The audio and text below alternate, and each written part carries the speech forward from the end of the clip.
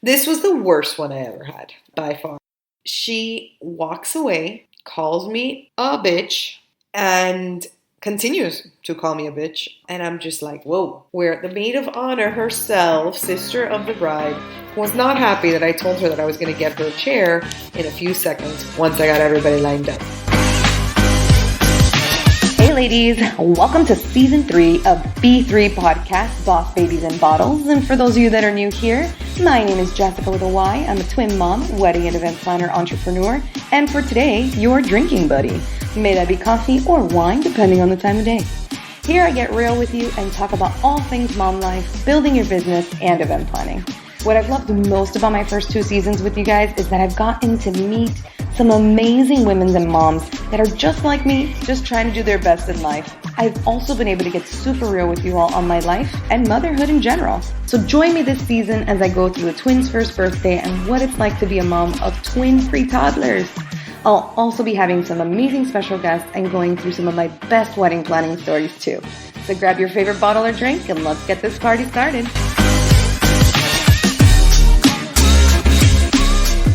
Hey, beautiful people. Welcome to today's episode of Boss Babies in Bottles. Today I'm coming back to you with Memoirs of a Wedding Planner, Wedding Disasters Part 4. I think you guys have really been enjoying this mini-series of mine. So I got some other extra situations for you guys of different things that have happened to us at weddings. Some of them pretty recent. One time we were doing this really great wedding. It was a huge bridal party. I want to say it was about 10 bridesmaids, 10 groomsmen. And I'm not really sure 100% what happened to this bride, but I think she just miscalculated how many people were coming. This was, and I said some of these were recent, but the reality is this one's not recent. So she miscalculated with how many people I think were coming, or she had some unexpected people show up. It wasn't by a lot, it was by a little bit, but it was enough where the people who didn't have a seat, because obviously, I say obviously because I do this all the time, but whenever we sit people down for the reception, for the dinner portion, we sit everybody down and then we bring in the bridal party through introductions. So we bring those couples in and then the bride and groom. So all the guests are sitting down at this current moment and it's just the bridal party. They're all standing outside with us. We're lining them up so they can get introduced and get into the room for dinner. And then we realize, or I realize, and I think my team realizes, I realize something like that happens. And then the bridal party realizes that there's chairs missing at their tables. And the maid of honor comes up to me and she goes, I really need a chair. And I said, I understand. We're going to go ahead and get you one. My team is currently working on that. Now, mind you, this was one of these venues where you had to bring everything in. So there were no extra chairs, everybody. Okay, so how I'm going to materialize chairs, I'm still figuring it out. But if you know me, I worry about what is supposed to be happening in the moment. So I'm figuring out how I'm going to get these introductions, keep dinner on time so things don't get cold. You know what I mean? And just keep the evening going. I'm pretty sure it's just the bridal party. I'm in my head, I'm like, I can get you guys chairs. We'll figure it out. We still have to get you into the room. Well, it wasn't even a room. This was an outdoor wedding. And so I'm like, yeah, no problem. We're going to go ahead and get that for you. Blah, blah, blah, blah. And she walks away, calls me a bitch, and continues to call me a bitch. And I'm just like, whoa, what did I do? And my team is like, is she okay? And I'm like, yeah. I mean, she's screaming. She's screaming what a bad, terrible person I am because I don't find her a chair at this exact moment when she's not even in there yet. But yes, I am perfectly fine. And so moral of the story is, and this is what I tell, and I'm obviously very specific on it now. I tell people, I'm like, I cannot materialize chairs out of nowhere. So please make sure that maybe we even order a few extra chairs, even though it usually doesn't happen, but it has before, as you can see in this situation, where the maid of honor herself, sister of the bride, was not happy that I told her that I was going to get her a chair in a few seconds once I got everybody lined up. Okay, and I'm pretty sure, if I remember correctly, my team was working on finding her a chair in the background. They were figuring that out while I was getting everything ready. So, haha, number 1. Number 2, speaking of miscalculations of guests and RSVPs, this was the worst one I ever had, by far. So I did this beautiful, gorgeous wedding in a gardens in Orlando once. And this bride, she was super detailed the whole entire time. but she didn't find it necessary. I realized this, I figured this out after. So again, these are all things that have happened to me. So I have readjusted the way I say things and do things in my wedding planning. So these things don't happen to me again. By the way, this was like probably my first year of doing weddings. So this was definitely a long time ago, but it was so traumatic, I still remember it. So her wedding, gorgeous, Orlando, like I said. We're doing the whole thing. I've set it up. It was supposed to be like 40 people, and it was a daytime wedding with a lunch. I think no bar. Definitely not recommended if you ask me, but I haven't done those in a really long time either. It's not very common anymore. But this is what was happening. So it's like 9 in the morning and this couple's getting married. I want to say it was like 9, maybe 10, but probably somewhere around those lines. And the ceremony, and the bride is like, yeah, it's only like 40 people. And so like I set up 4 tables and everything's fine. And I remember she had these hunter green linens. Like it was a garden theme. So she had these gorgeous hunter green linens and these beautiful centerpieces. You know, everything was like super cute. So the ceremony starts, I get them down the aisle, and we have 40 chairs out for the ceremony, or 42, whatever the number was at that moment. And I'm standing back there, and I realize that there's like a solid 15 people standing, not including the wedding party that is standing at the top, like where the arch is, which was probably a total of like 20-something people that were standing. And I was like, wait a minute, if I have 40 chairs, why do I have also, you know, an extra 15 people standing plus the bridal party? And then it hits me that she completely has the wrong number. So this is during the ceremony. I have, at this point in time, the hour of cocktail hour and probably the 15 minutes left of ceremony to figure it out. And again, and I just remembered it was a Sunday wedding. Okay, super early in the morning. If we all know, not many things are open that early on a Sunday. I go crazy. I'm just like, okay, how am I going to do this? So I go into the reception room. And again, I'm like, how do I materialize? Now I'm not just materializing chairs. I'm materializing tables, chairs, silverware, glassware, food, centerpieces. I got to set up 2 full tables, extra tables for people. Linens. I had nothing, guys. When I say nothing, I mean nothing. Okay. So I hit, you know, what I call problem solving mode, Jessyca, where I don't think about the problem, I just solve the problem. And thank God I go into that mode. Probably what makes me, in my opinion, a good wedding planner. I go into this like mode. And so here we go. I start searching the whole entire gardens, okay? The office, like they have like this indoor, like the reception was indoor. So they had like these closets and these offices and all this kind of jazz. I go into every single room. I break into some rooms. I'm not even going to lie to you. Okay. I'm sure if this if the gardens knew I did that, they probably would have had me kicked out. I probably looked like a little bit crazy. The ceremony is done. I remember like searching frantically for a few minutes to figure out what I could do. And in those few minutes, I remember talking to the caterer too. And I was like, hey, what can you do? We probably have like 20 extra people for food. And he's like, yeah, I can do nothing. And I'm like, oh, okay, cool. Yeah, he's like, yeah, no one's here. Like, they sent me with this food. Like, this was it, you know? And I was like, okay, so I really have to figure it out. So I'm like, what can I figure out? What's even open on a Sunday morning? Like, that was another thing I ended up coming up with. Like, another problem I ended up coming up with. So now I'm just like, okay. So I end up finding open, or close to being open, and I tried calling and they were open, was Buca di Beppo, which is an Italian place if you know anything about it. And this bride's original menu had a little Italian to it, not like a ton, but like a little bit. So I was able to order from them. Mind you, this is still without permission from the bride. But I was like, if you guys can make sure you have it and get it to me within the hour. I had to pay like $1 zillion. I remember paying a ton of money for this. Well, not me, the couple. The father actually was the one who ended up paying it. But, you know, so we're just sitting there and I'm just like, okay, we can do this. And so I'm like, okay, I got them a tray of like, I don't know, baked ziti or something like that. Something insane. Easy, right? That we can add. He's like, I'll start serving people small things. And if they come up, I'll just, you know, I'll hold them off. Because I think the Buca di Beppo wasn't going to be ready for delivery until like 30 minutes after the lunch started. But I was like, we could probably stretch this and hopefully try and make it work. And obviously vendors can eat from there and the whole night. So the ceremony's over at this point.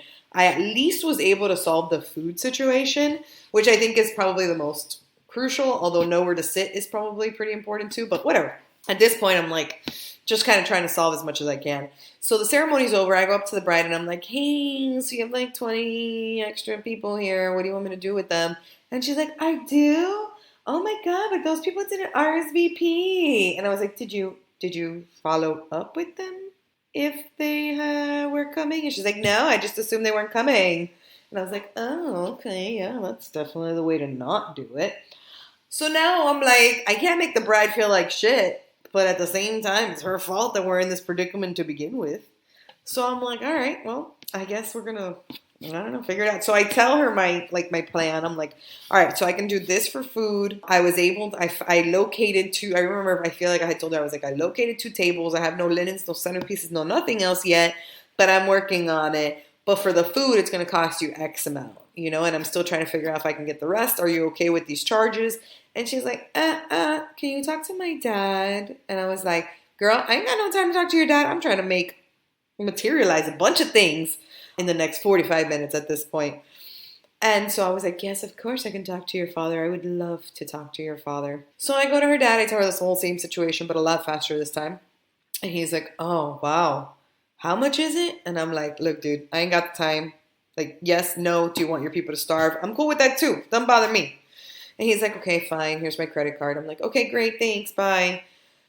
So now here I go. And this wedding I was by myself because this was in Orlando. So there was none of my staff was there to help me. So I pull out 2 tables from one back room that they had. It was not the same size as the other tables, but it's fine. And they had chairs there. Again, not the same chairs, but it doesn't matter at this point, right? At least it's somewhere to plant somebody's booty at. So I'm like, all right. So I got 2 chairs and all of that. I find in their kitchen mismatched silverware. I'm like, all right, cool. That's what's going on the table. It is what it is. No cups. Didn't happen. No napkins. Didn't happen. It's cool. Centerpieces. Yeah, I stole flowers off of the lady's desk. Yes, I did. Stole flowers out of the lady's office. Put them on the centerpieces. Made 2 of them with her flowers. And I did put them back, though. Yep, I am that kind of person. I did put it back because I like flowers. I don't want anybody to mess with my flowers. But I feel bad because I had to mess with this lady's flowers. But I did put them back, like I said. And then the linens. The linens was the hardest one. So I had to break into one of their storage cabinets. And I found, so it happens to be, I do not know, God must love me, checkered hunter green and white linens. So they were checkered. They weren't perfect, but they were still hunter green. So when I mixed matched the tables, I put 1 on each side, I was actually able to make it happen. Make it look not that odd. Okay? Granted, it was still odd, but it wasn't as odd. I think somebody could have looked at it who didn't know what was happening and had been like, something's off. And then kept going because they probably couldn't figure it out. At least I hope, right? This is the lies I tell myself on the stuff I pull out of my butt. So case and scenario is, as the people are getting the food, obviously the catering is serving, smaller portions than probably what they normally serve. But we were actually able to get every single guest on their first plate to eat the caterer's food. And then anyone who wanted seconds ended up able to get the buca de pepo. All the vendors ate, obviously, the baked ziti as well. And, we survived and we made it. And the wedding was fine. And again, there was no alcohol. So I don't know how great it was. But the reality is that I made something happen and materialized 2 full tables for 20-something people out of my butt, including everything that goes with it that I could figure out within the hour and 15 minutes. So in my eyes, that was a pat on the back win for me. All right. This was, I just remembered, 6 years ago at this point. So yeah, it was about a year and some into doing my first wedding. So pretty crazy. Here's another one I got for you guys. I think every bride's fear that something is going to break before the wedding. So I walk into this, into the getting ready room. It was another huge bridal party. I want to say it was easily probably 8 couples. So you have 8 bridesmaids in there, the bride, all the moms, the hair and makeup teams. There's a lot going on. The second I walk in, though, I feel some sort of tension. When you can just feel it when you walk into a room and you're like, something's happening here. Well, that's how I felt. Thankfully, the bridesmaids in this situation were super cool. And so one of them, I can't remember which one, comes up to me. And mind you, when I say they were super cool, I mean, I'm telling you, I've had so many bridesmaids group where they're not cool. I don't understand what's up with girls, like I get it sometimes. I don't know. I don't actually know if I get it. Like girls, ladies, we should be here to lift each other up. Nobody should be giving me no side eye, no rudeness. I'm not sure what's happening. I'm just the wedding planner. I'm here to get you from point A to point B with no one dying. How does that sound? That's my job, right? And to take gorgeous pictures of you along the way. I mean, like, really, what else? I feed you, I give you alcohol. Like, I make sure that all that stuff is there for you that day. Like, don't forget what I do for you. Okay, ladies? All right, now the sidebar. Back to the story, though. So I walk in, I feel this tension. One of the bridesmaids pulls me into the room, and there's like 3 of them standing around something, and I can't figure out what it is. And she goes, Jessyca, we have a problem. And I'm like, yep, I got that far. Let's just spill it, problem. And she's like, the veil. The veil is torn. And I'm like, I'm sorry. The veil? You mean that super ultra thin material that I don't even know how it's made? Yeah, that? Oh, great. Guys, I look at this beautiful cathedral veil that this bride had, and when I say it is torn, I mean it is torn. Straight down the middle, super large, no way to hide that.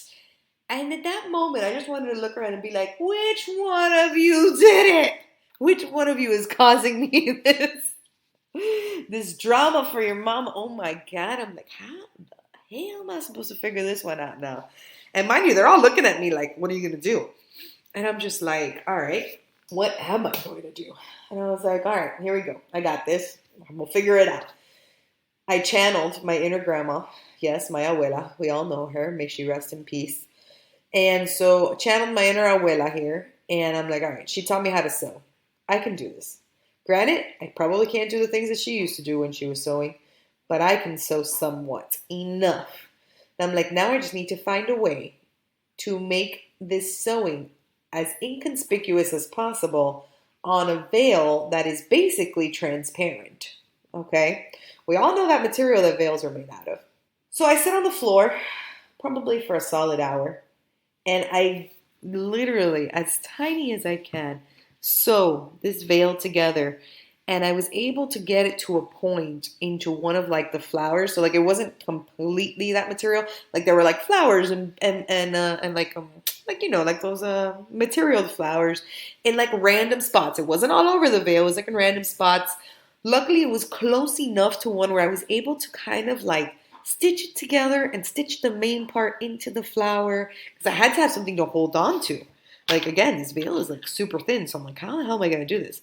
So I stitch it all together and I'm like, all right, let's, right? Bing. Kind of get it all together. And I kind of put it all there and I lay the veil down. And the bride in one of those, I come out of the room. I don't think I was done. Mind you, it took me a whole hour to do this. I was so proud of myself. I literally took a picture with it and I sent it to my grandma. I was like, Abuela, look at me. Are you proud of me? And she was so proud of me. Again, if you know my abuela, then she was so proud of me. She was like, yeah, that's my girl. And I was like, yeah, that's your girl right here. I just figured out how to sew a veil back together. Granted, never do that to me again. If you're any of my brides, never do that again. Bridesmaids, if you're a bridesmaid, God, you got one job, bro. Okay? Don't break anything. That's it. Don't break it. Okay? Don't touch it. I don't even know why they touched it to begin with, okay? Don't touch anything. Sorry, I know it's crazy, but I'm telling you the truth, okay? All right, so then I walk out in the brides in one of those, and I'm like, hey, Nicole, how are you? And she's like, oh, I'm doing good. What are you doing in there? Why have you been in there so long? And I was like, oh, no, I was just chatting with the bridesmaids. Everything's great. She's like, yeah, everything's good. Everything's good. Something doesn't feel right. And I'm like, Nicole, everything's fine. You're like overthinking this, it's your wedding day. Just take a deep breath. You want a champagne? Yeah, mimosa. Let's do a mimosa. I'll do a mimosa with you. And she's like, yeah. And I'm like, no, but yes, I need one. Yep, I need one. All right, great. And so I finish up the veil, the whole thing. She walks into the room. It's time for her to get dressed. She puts on her dress. I put on her veil. She doesn't notice anything. Thank the Jesus. Okay. She does end up noticing in the end. Okay. You can only hide things like that for so long. All right. But I told her, I said, look, she was so like, oh, it's fine. It looks great, actually. And I'm like, had you seen it before, you would have died. And she was like, yeah, I believe it. I would have died. Yeah. And I'm like, yeah. Tell your bridesmaids to never touch anything again. I was like, let me refrain from giving out these comments that just slide out of my mouth. Anyway, so that's another beautiful wedding disaster for you guys right there. And let's talk about one of my absolute favorites. As most of you know, I do a lot of South Asian weddings. That's very much the Indian and Pakistani culture. Okay, so there's this one part of their wedding at the beginning where it is the groom's processional as his family gives him away, yeah-ish, right, to the wedding so we can start the actual ceremony. It's called the Barat. It's super fun. The whole groom side gets together. There's music, there's drummers, and usually the groom should process on a mare, which is a horse, right? A decorated mare for that, and it's usually in red, right? Because that's their traditional colors. And so he usually processes in that. And again, most of you have probably seen these in my stories and pictures and whatnot, EBJ events, right, on Instagram. Well, I had this one groom who thought it would be cool to process in an elephant. And at that moment, right, I was like, yeah, I would love to do an elephant. That sounds super freaking cool. I didn't think about everything that comes with that processing of an elephant and all the liability and insurances and issues that one could have to process within an elephant. But it's okay. I was okay with the work. I wasn't okay with the day of. Okay, this beautiful elephant decided to take a dump in the middle of my dance floor because this was an outside wedding. He took a dump. Yep, you heard me right, in the middle of my dance floor. And, elephants are pretty big. So is their shit. Okay. Yep. And I did not clean that up. Nope. No. I called the handler, and the handler called the assistant because the handler wasn't even going to do that. And they picked it up, and they had to, disinfect and clean. And yeah, we probably ran about 20 minutes late because of that elephant. And I've never done an elephant again. But it was cool. And from now on, since traditionally they're supposed to come in a horse, it is a horse. I do not allow them to come in an elephant. It sounds cool, but it's not until they take a shit in the middle of your dance floor. And then there, my friends, when you have nothing else that you can do, because it smells like, you can imagine what that smells like. You ever been to the zoo? Yeah, imagine that times 100, okay? A pig pen? Yeah, much worse than that. So yeah, those are my wedding disasters for you ladies on my Memoirs of a Wedding Planner Part 4. I hope you enjoyed this episode as much as I enjoyed making it for you. I'll see you guys on the next one. Don't forget to follow, subscribe, send, whatever it is that you do. Love you girls. Bye. Thank you, as always, for your love and support. The B3 podcast wouldn't be anything without you. Make sure, if you haven't already, please subscribe and review the podcast. And make sure to look me up on Instagram at EBJ Events or canal.twins to stay up to date on upcoming special events and exciting announcements I might have. See you on the next one.